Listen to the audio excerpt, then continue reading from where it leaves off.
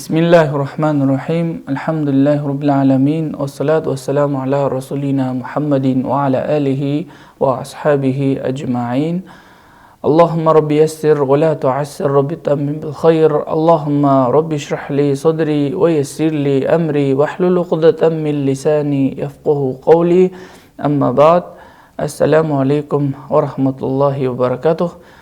Бүгін біз иншалла Аллаға деген махаббатты және пайғамбарға деген махаббат жайлы сөз қозғайтын боламыз. Құран кәрімде Алла тағала айтқандай: егер сендер Алланы жақсы көрсеңдер, маған еріңдер деген пайғамбарымыздың сөзін Алла тағала Құран кәрімде келтірді. Яғни біз Аллаға деген махаббатымызды білдіргіміз келсе, Алланы шыны жақсы көретіндігімізді дәлелдегіміз келсе, онда біз оның елшісіне, яғни Мұхаммед Мұстафа саллаллаху алейхи вассаламға еруіміз керек екен, көрсеткен жолымен жүруіміз керек екен. Пайғамбарымыз Мұхаммед Мұстафа саллаллаху алейхи вассалам өзінің бір хадис шарифінің бірінде: адам мына үш нәрсені ұстанатын болса, иманның ләззатын сезінеді деді. Оның біріншісі Аллаға және елшісіне деген махаббат.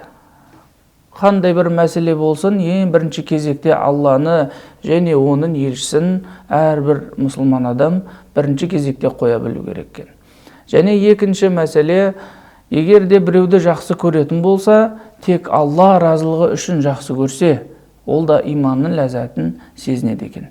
Және үшінші мәселе, егер де бір адам өмірінің өткен уақытында қандай да бір күнә жасап, қандай да бір Алла разы болмайтындай бір халде өмір сүрген болса, сол күнәларын немесе күпірлікте болса, сол күпірлігін соншалықты жеп көру керек, отқа түсердей жаман нәрсе деп көру керек екен. Яғни отқа түсуден қандай қорқатын болса, оны қандай жақсы көрмейтін болса, өзінің өткен күнәларын, өткен өмірін адам солай жеп көру керек екен. Сол кезде ол адам иманның ләззатын сезінеді деді.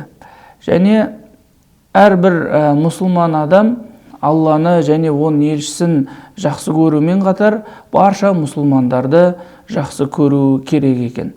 Пайғамбарымыз өзінің бір хадисінде бір-бірлеріңді жақсы көретіндіктеріңді айтыңдар деп айтқан өсиеті бар, және мына сөздерді айтқан: инни ухиббуку филла сөзін үйреткен. Арасында мен сені Алла разылығы үшін жақсы көремін деп айтыңдар дейді. Екінші адамның жауабы: ахаббакаллаху лази ахбабтани лаху.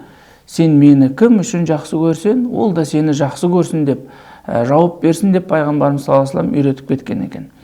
Яғни біз мұсылман қауымы бір-бірімізді жақсы көріп, Алла разылығы үшін бір-бірімізді жақсылыққа шақыра білуіміз керек.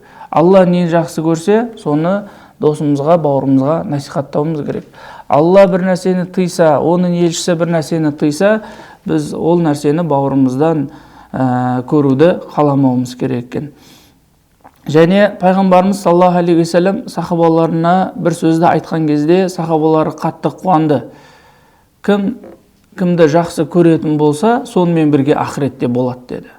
Яғни біз бұл өмірде кімді қатты жақсы көрсек, кімді өмірімізде ең маңызды деп білсек, сол адаммен ақыретте қауышады екенбіз. Ал енді біз жақсы көру керек болған адамдардың ішіндегі ең абзалы ол әрине пайғамбарымыз Мұхаммед Мұстафа саллаллаху алейхи вассалам.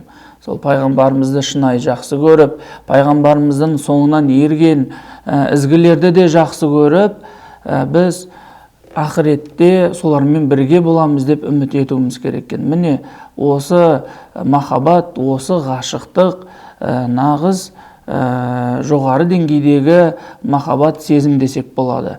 Алла тағала баршамыздың имандарымызды кәміл етсін, мұсылманның мұсылманға деген махаббатын арттырсын, және сол арқылы, сол амалдарымыз арқылы Аллаға деген махаббатымызды, Аллаға деген шынайы ықыласымызды көрсетіп жүрейік. Ва ахиру дa'вана ва нилхамдулиллахи раббил аламин. Алла разы болсын.